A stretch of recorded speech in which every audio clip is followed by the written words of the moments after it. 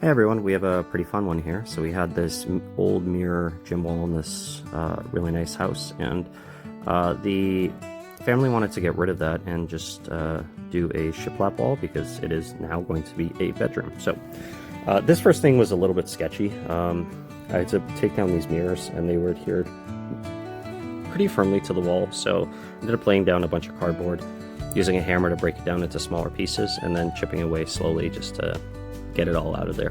Honestly, that was one of the biggest pain in the butt things I've had to do in a while. Afterwards, I decided to go with a 5 1/4 inch shiplap.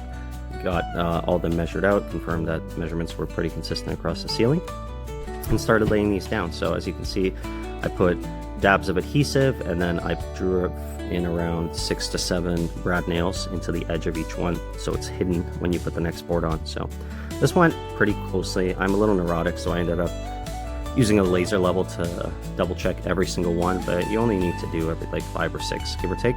After that, we discovered a hole here behind the mirror where there was actually an outlet, so we decided to put that to good use and again, cut out a hole for the outlet itself. Here we're getting to the end of the line here, and we're going to put in the last few final pieces, and then we can get to the caulking. So we're going to use some caulking to seal off 3 sides, both the sides, and then the ceiling, just to make sure we have a seamless joint all the way across, and clean that up afterwards. Next thing, we're gonna hook up the outlet here. Very simple. Hot to gold, which is the black one, neutral is white, and get our ground going. I had to use some longer screws there to get that outlet set. And now we're gonna start with the painting. So painting shiplap's a pain in the butt if you're not spraying, but what I did first was trim work and getting into the actual grooves with a paintbrush. Which is very time consuming just because you do want to make sure you have good coverage, and then afterwards you can follow it up with a roller. So I ended up going with 2 coats of this paint, which ended up providing a really good amount of coverage, and the end result looked really cool.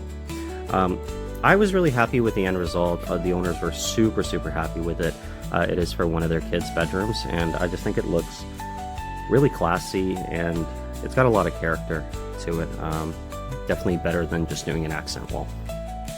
So here I'm going with a second coat of paint and making sure that I have all the slots, or slits rather, painted, and that's where my brad nails are, so I didn't even have to seal those up because those were hidden very well by the paint.